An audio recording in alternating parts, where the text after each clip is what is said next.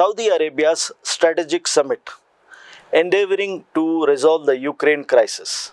Amid a backdrop of international tensions, Saudi Arabia hosted a key summit in Jeddah over the weekend, assembling high-ranking representatives from around 40 nations, with the glaring exception of Russia. The primary objective of the conference was to construct vital principles for the resolution of the Russian invasion of Ukraine.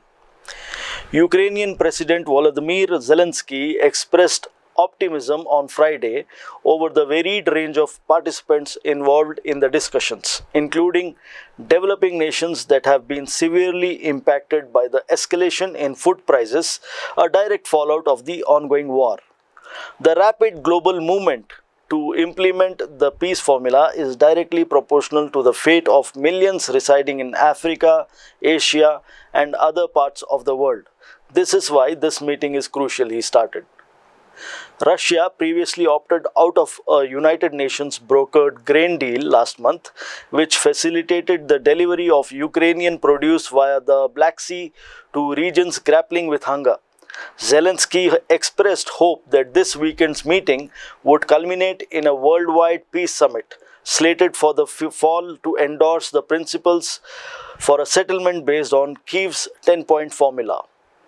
This formula insists on the respect of Ukraine's territorial sovereignty and the evacuation of Russian forces from territories Russia purports to have annexed.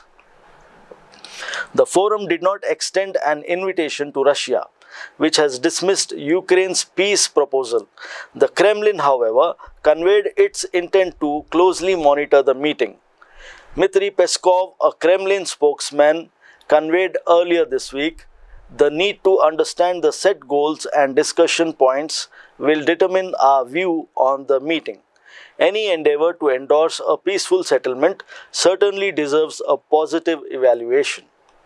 It is understood that this summit is of great significance for Ukraine as it offers an avenue to engage with nations that have maintained neutrality such as India and Brazil. Particularly notable was the presence of China, a staunch Russian ally. Endorsement of Zelenskyy's peace plan by China is a high hope for Ukraine, Vasin commented. China, though, declaring its neutrality in the conflict, has received criticism from Western nations for refraining from censuring the invasion of Ukraine.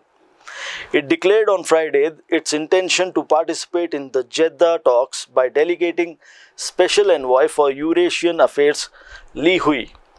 Wang Wenbin, a spokesperson for the Chinese ministry, issued a statement affirming China is inclined to cooperate with the international community to continue to play a constructive role in promoting a political solution to the crisis in Ukraine.